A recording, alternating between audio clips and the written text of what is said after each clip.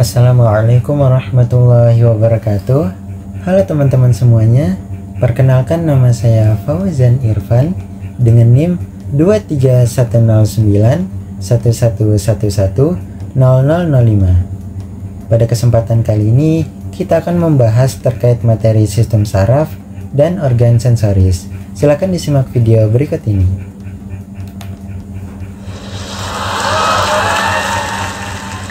Kita mulai ya. Jadi di sini saya membagi ke dalam 3 topik utama, yaitu sistem saraf pusat, sistem saraf tepi, dan organ sensoris. Sistem saraf pusat atau nama latinnya Systema Nervosum Centrale dalam dunia klinis disebut sebagai upper motor neuron, merupakan suatu struktur yang disusun oleh otak, nama latinnya encephalon, dan sumsum tulang belakang atau medula spinalis. Kita bahas mulai dari otak terlebih dahulu ya. Otak merupakan suatu struktur yang tersusun atas lobus-lobus. Jumlahnya ada 6. Kemudian di antara lobus tersebut ada yang namanya sulcus. Kita tulis saja biar lebih mudah.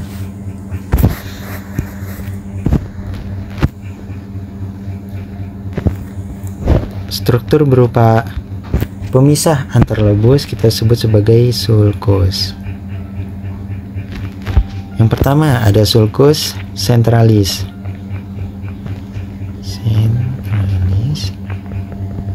Yang memisahkan antara lobus frontalis dan lobus parietalis. Kedua ada yang namanya sulcus lateralis.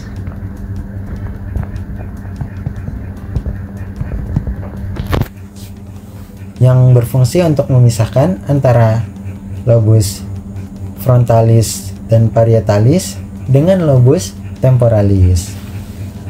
Lalu ada sulcus parieto-occipitalis.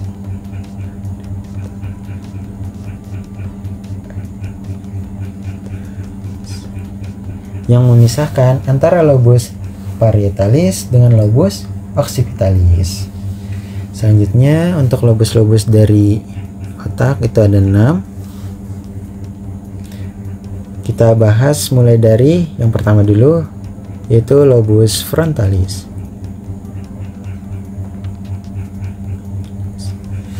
Jadi lobus frontalis itu sendiri tersusun atas girus-girus. Jumlahnya ada 4. Apa aja tuh? Yang pertama girus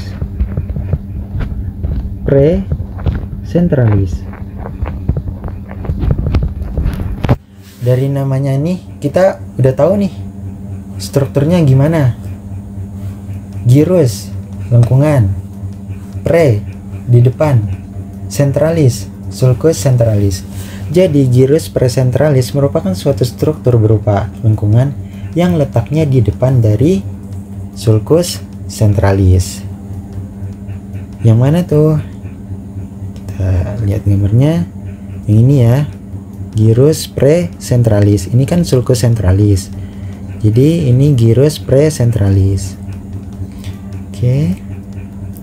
Girus precentralis punya nama lain, yaitu girus centralis anterior.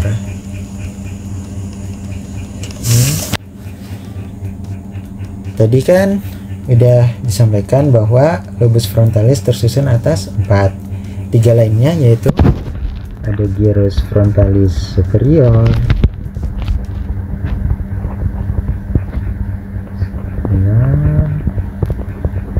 lalu girus frontalis medius,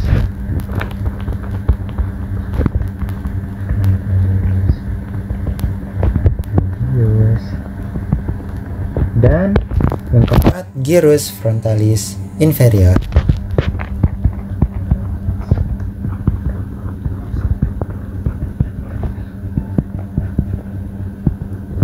Yang mana untuk girus frontalis inferior itu terbagi lagi menjadi 3 bagian.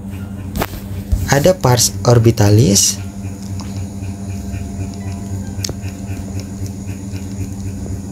Lalu pars triangularis, kita tulis dulu.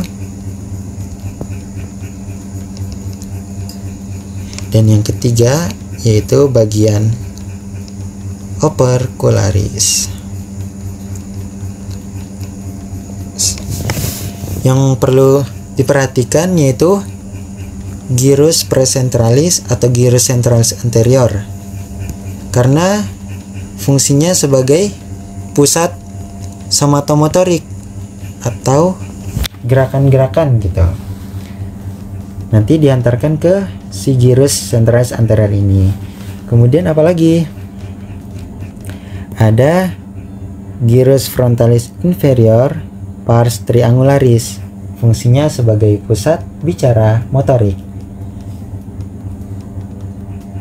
Oke, lobus frontalis sudah selesai. Kita masuk ke lobus yang kedua, yaitu lobus parietalis. Ini tadi ya, gyrus frontalis superior, gyrus frontalis medius, dan gyrus frontalis inferior, yang disusun dari 3 bagian tadi ya. Ada gyrus frontalis inferior pars orbitalis, pars triangularis, dan pars opercularis. Selanjutnya kita masuk ke lobus parietalis.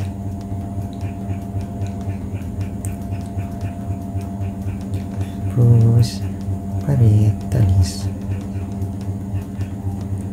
Nah, di lobus parietalis itu sendiri saya membaginya ke dalam 2 bagian. Ada aspek lateralis,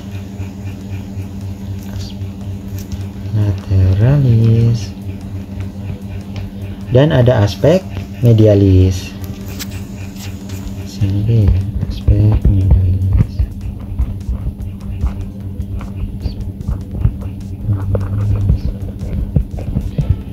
Di bagian aspek lateralis ada gyrus lagi yang letaknya di belakang dari sulcus centralis, berarti namanya gyrus post centralis.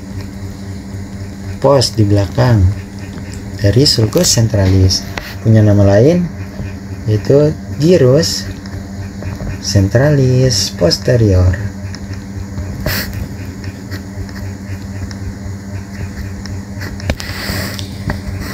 Selanjutnya ada yang kita sebut sebagai lobulus parietalis superior, parietalis superior,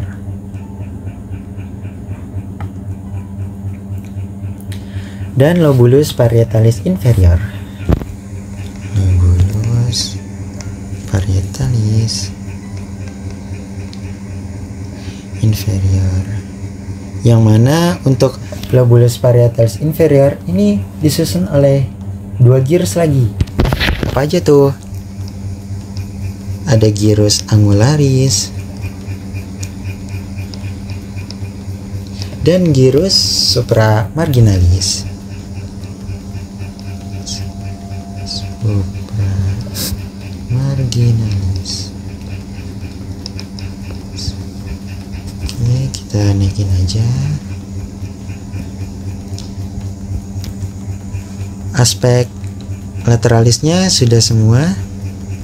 Kita masuk ke aspek medialis.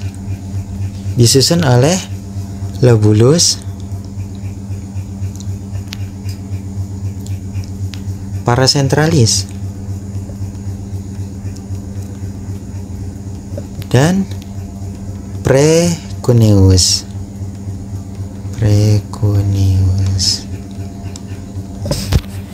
Jadi nanti di lobus occipitalis ada yang namanya cuneus. Jadi punyanya lobus parietalis kita sebut sebagai precuneus di depan dari struktur cuneus itu.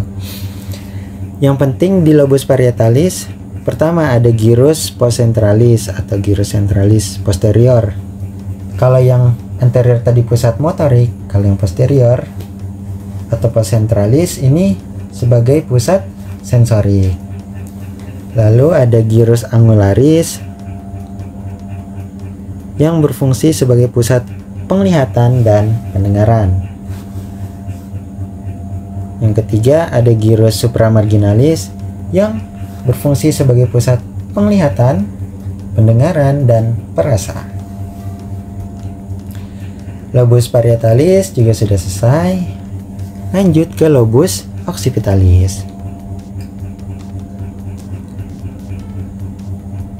Lobus occipitalis. Di sini kita bisa membaginya juga menjadi facies lateralis dan medialis.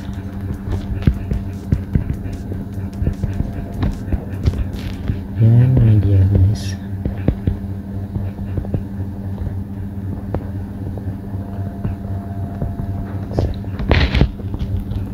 Di bagian facies lateralisnya itu hanya ada dua, yaitu gyrus occipitalis superior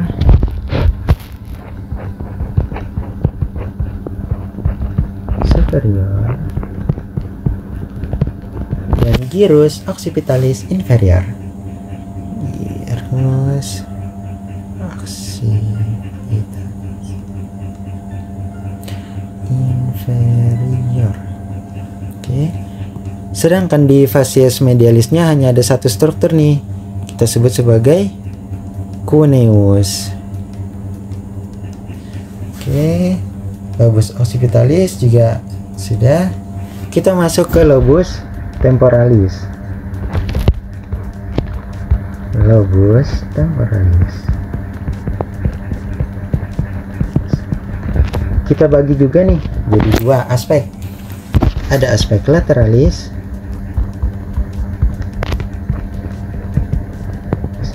dan ada aspek medialis.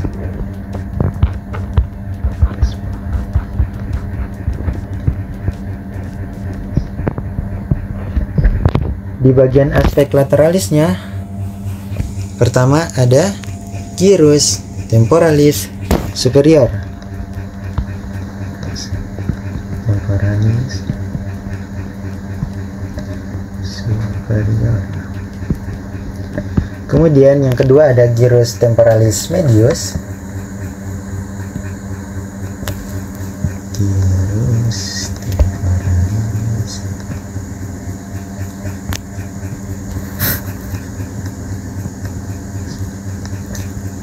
Dan yang ketiga gyrus temporalis inferior.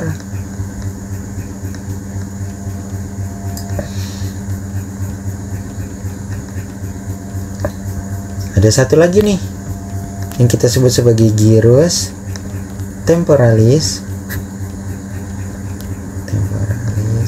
transversus.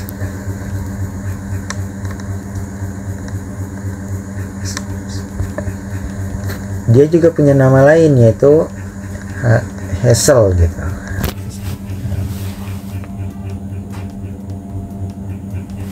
Kita lanjut. Di aspek medialisnya hanya ada satu yang kita sebut sebagai uncus. Yang perlu diketahui di lobus temporalis yaitu gyrus temporalis transversus atau Hassel ini sebagai pusat pendengaran, lalu uncus sebagai pusat penghidup.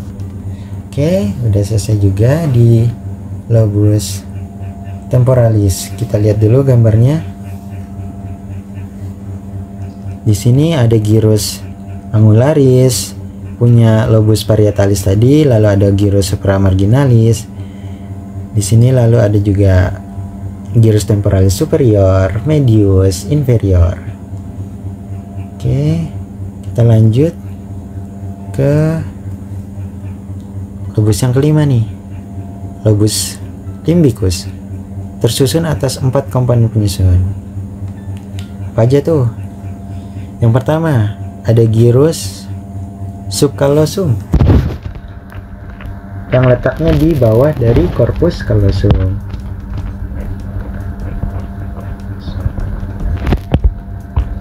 Lalu ada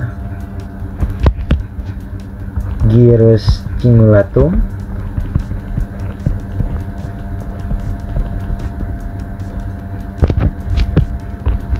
kemudian ada gyrus parahipokampus,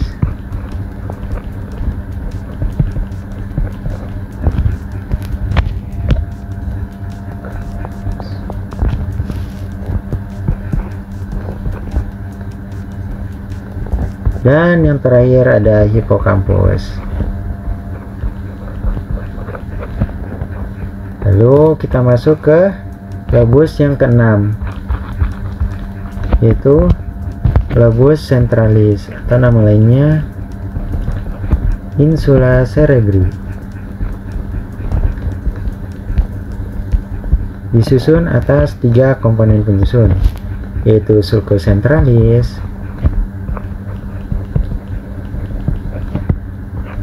gyrus longus anterosuperior,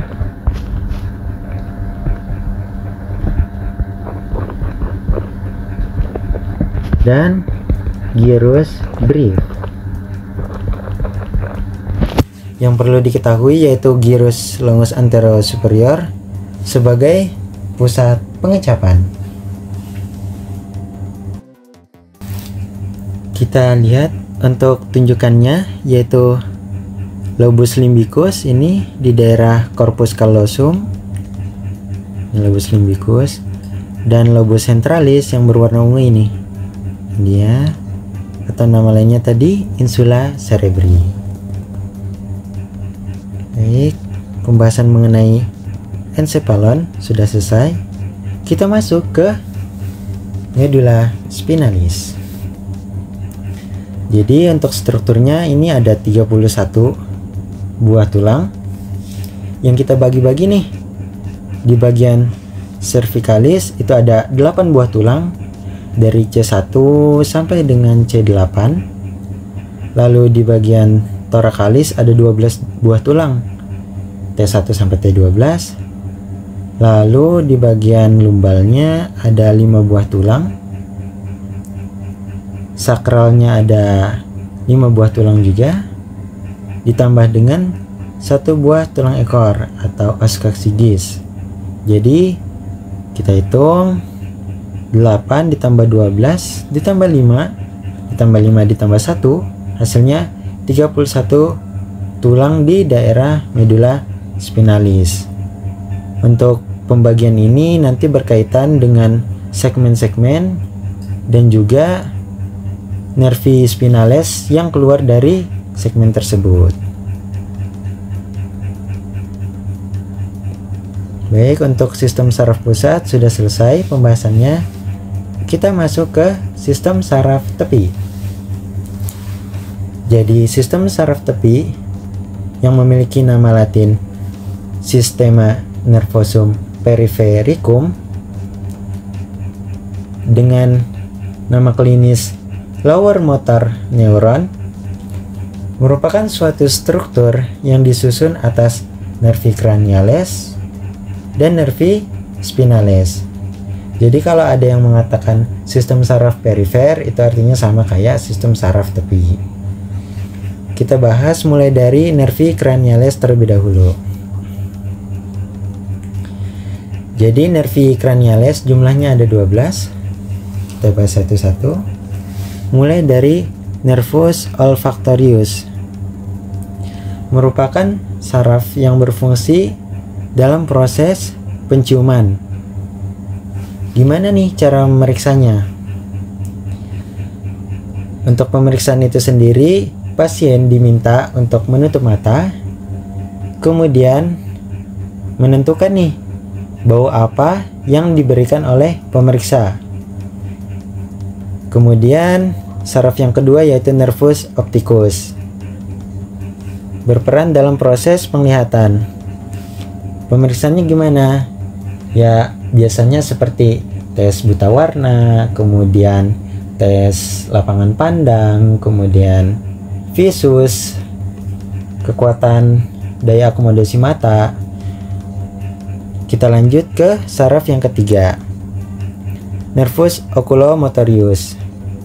Bersama dengan nervus trochlearis dan nervus abducens, mereka bareng nih menginervasi otot-otot penggerak bola mata.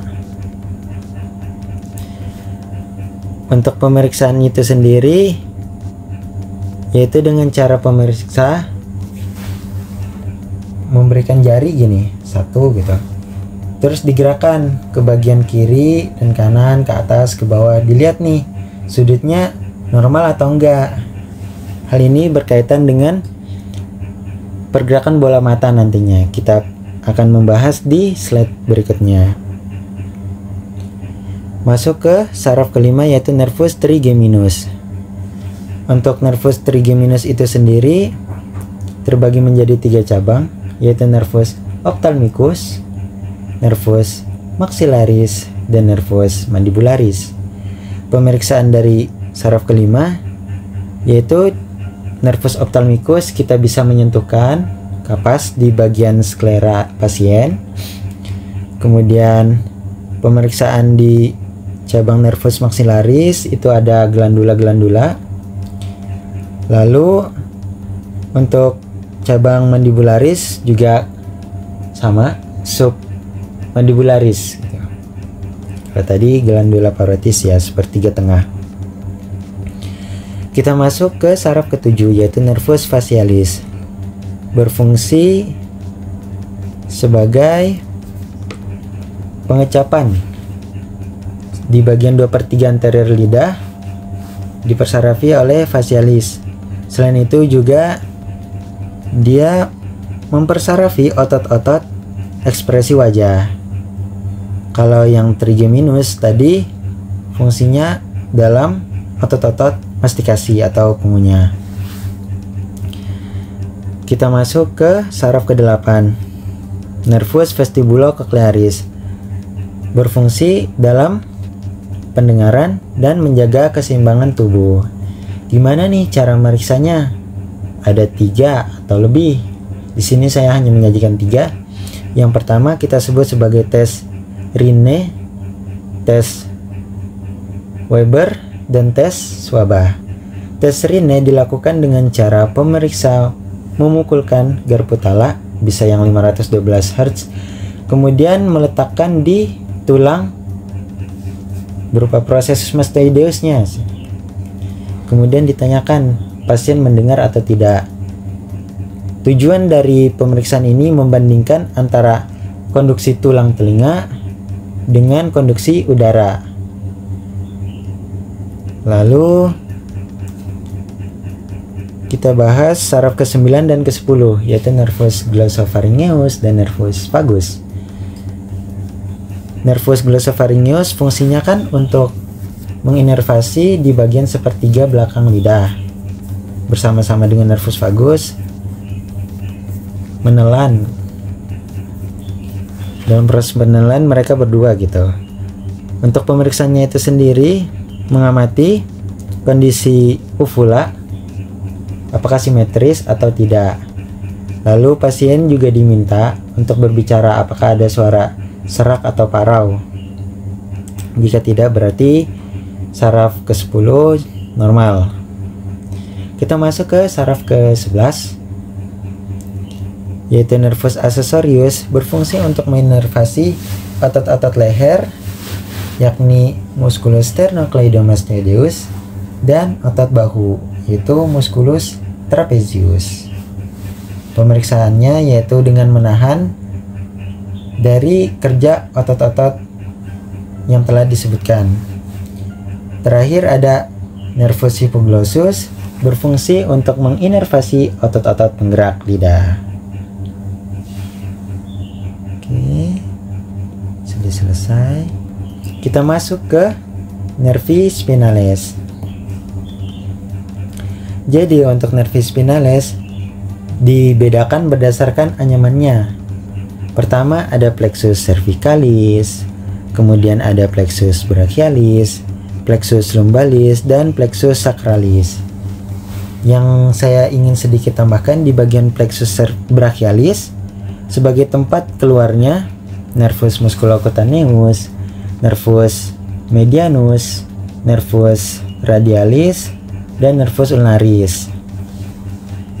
Untuk fungsi-fungsinya, nervus radialis itu mempersarafi di bagian telapak tangan, kemudian nervus ulnaris untuk jari keempat dan kelima, lalu ada nervus medianus yang mempersarafi di bagian jari 1 sampai 3.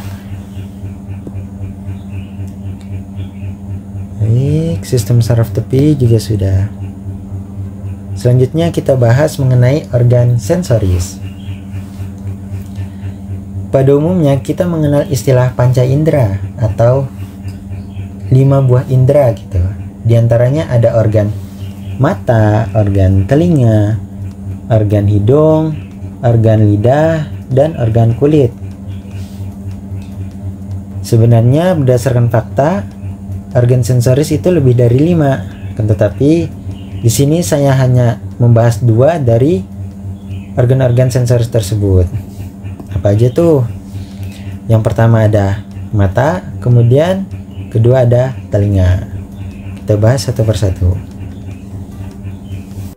Jadi kita bahas mulai dari struktur luar bola mata terlebih dahulu. Yang pertama ada kelopak mata. Nama latinnya palpebra. Di bagian atas kita sebut sebagai palpebra superior.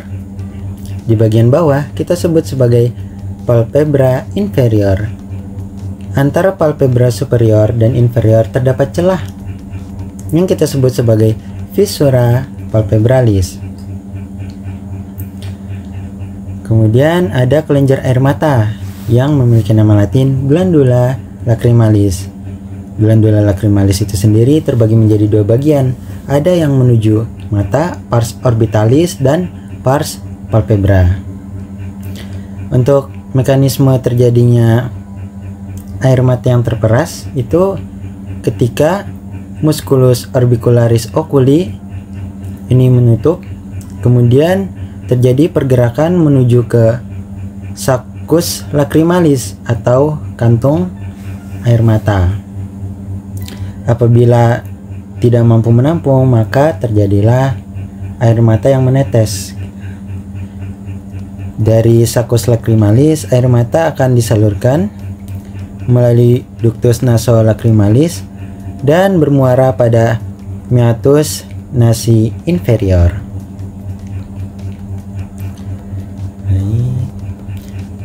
Lalu kita juga harus mengetahui ada titik drainase mata yang kita sebut sebagai punctum lacrimalis dan struktur berupa tonjolan di bagian medial kita sebut sebagai caruncula lacrimalis. Selanjutnya kita masuk ke otot-otot penggerak bola mata. Ada 4 otot yang lurus, ada 2 otot yang miring. Kita bahas satu persatu. Di bagian atas, otot tersebut miring kita sebut sebagai musculus obliquus superior. Kemudian satu lagi di bagian bawah otot yang miring kita sebut sebagai musculus obliquus inferior. Kemudian untuk 4 otot yang lurus yaitu musculus rectus superior, musculus rectus medialis, musculus rectus lateralis, dan musculus rectus inferior. Kemudian untuk persarafannya, musculus rectus lateralis ini dipersarafi oleh nervus ke-6 yaitu nervus abducens, sehingga bentuk pergerakannya yaitu abductor oculi. Kemudian untuk obliquus superior dipersarafi oleh nervus trochlearis yang menggerakkan bola mata ke arah inferomedial, bawah tengah. Selain dari 2 otot yang telah disebutkan, itu dipersarafi oleh nervus ketiga atau nervus oculomotorius.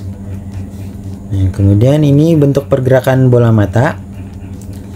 Ketika mata bergerak ke bagian medial, itu dibantu oleh musculus rectus medialis, musculus rectus superior, dan musculus rectus inferior. Ketika bola mata bergerak ke arah lateral, itu dibantu oleh otot musculus rectus lateralis, musculus obliquus superior, dan musculus obliquus inferior. Kemudian ketika mata melihat ke arah bawah, yang bekerja yaitu musculus rectus inferior dan musculus obliquus superior. Sedangkan ketika bola mata menghadap ke arah atas, itu dibantu oleh musculus rectus superior dan musculus obliquus inferior. Oke, kita lanjut. Ini dia struktur bola mata ketika dipotong secara sagital. Lapisan paling luar, kita lihat di sini ada kornea. Lalu ada kamera oculi anterior. Kemudian ada iris yang berfungsi untuk mengatur intensitas cahaya yang masuk ke dalam bola mata. Tengah-tengah dari iris ada pupil. Kemudian ada lensa atau lentis yang berfungsi untuk mengatur daya akomodasi mata. Di belakang dari lensa ada corpus vitreus yang strukturnya berupa badan jeli. Di bagian belakang ada struktur penting nih yang kita sebut sebagai fovea centralis. Kenapa penting? Karena disinilah tempat titik jatuhnya bayangan mata sebelum disalurkan oleh nervus opticus ke pusat penglihatan yaitu lobus occipitalis, sehingga cahaya yang datang akan mengalami beberapa kali pembiasan. Pertama di bagian kornea, lalu dilanjutkan pada bagian kamera oculi anterior, lalu di bagian lensa, dan di bagian corpus vitreus. Perjalanannya setelah dari fovea centralis akan disalurkan menuju sistem saraf pusat melalui nervus opticus yang nantinya akan ditentukan nih pada bagian prefrontal cortex terhadap rangsangan cahaya tersebut, apakah terlalu berlebih atau hal yang lain gitu. Jika berlebih, bisa saja terjadi kontraksi otot, pergerakan otot tangan untuk menutup mata karena terlalu silau contohnya. Baik, untuk mata sudah selesai. Kita masuk ke telinga. Di bagian luar dari telinga, struktur penting yang harus kita ketahui pertama yaitu tragus, berupa penonjolan yang hampir menutupi telinga. Seberang dari tragus ada antitragus, berupa jalan di bagian bawah. Lalu tengah-tengah dari telinga luar ada antihelix, jalan tengah. Seberang dari antihelix ada cross of helix. Lalu ada juga yang namanya lobulus. Bagi kaum wanita, lobulus ini sebagai tempat untuk memasang anting mungkin ya. Oke, lanjut. Lalu ada struktur penghubung antara telinga bagian luar dengan telinga bagian tengah yang kita sebut sebagai meatus acousticus externus. Setelah melalui meatus acousticus externus, kita akan bertemu dengan yang namanya membrana timpani. Kemudian ada osikula atau 3 buah tulang pendengaran, yaitu os malleus, os incus, dan os stapes. Setelah dari os stapes, nanti gelombang suara yang telah dirubah menjadi getaran mekanik akan masuk ke telinga bagian dalam melalui oval window untuk masuk ke struktur cochlearis atau rumah siput dan canalis semicircularis. Jadi untuk mekanisme kenapa kita bisa mendengar, ketika adanya gelombang suara datang, kemudian dikumpulkan oleh auricula, telinga bagian luar. Dari telinga bagian luar disalurkan melalui meatus acousticus externus dan diterima oleh membrana timpani. Gelombang suara tadi akan dirubah menjadi getaran mekanik, lalu disalurkan melalui 3 tulang tadi menuju ke bagian telinga dalam. Oval window sebagai tempat masuknya gelombang suara tadi yang telah dirubah menjadi getaran, dan round window sebagai tempat keluar. Di bagian telinga dalam ini, gelombang suara akan berubah menjadi gelombang cairan yang nantinya akan diterima nih oleh sel-sel reseptor berupa sel rambut. Nah, jadi sel rambut menerima hasilnya tuh dalam bentuk senyawa-senyawa kimia. Setelah dari sel rambut akan disalurkan melalui nervus ke-8, yaitu nervus vestibulocochlearis, menuju ke pusat pendengaran, yaitu gyrus temporalis transversus. Oke.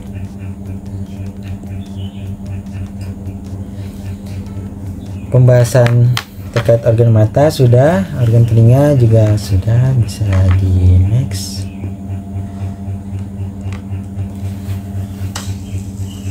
Cukup sekian materi yang dapat saya sampaikan.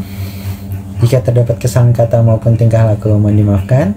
Terima kasih atas perhatiannya. Assalamualaikum warahmatullahi wabarakatuh.